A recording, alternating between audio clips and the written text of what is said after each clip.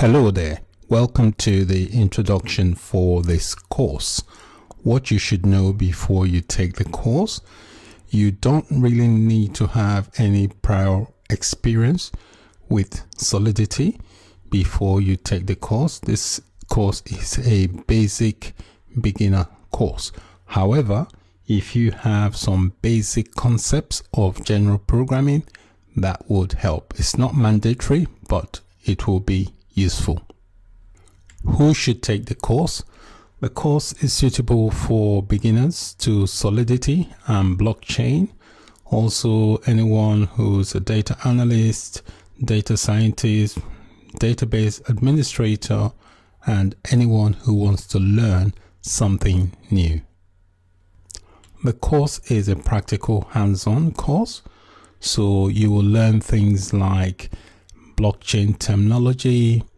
You look at the basic layout of a Solidity source file. We'll learn about importing other source files. We'll learn about using comments in Solidity. We'll learn about the basic Solidity syntax. We'll learn how the structure of a Solidity contract looks like. We'll learn about different types in Solidity. We'll also learn some basics about the Ethereum virtual machine. We'll learn about functions and function modifiers. We'll also learn about the syntax for creating a function. We'll be using a Solidity Compiler, which is going to be an online compiler, so there will be no need to install anything for this course. You'll learn about Solidity Events. These are normal events, like events you find in JavaScript. We'll also go ahead and create a basic Solidity contract.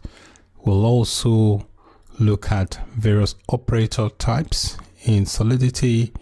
We'll look at units. We'll look at special types of contract.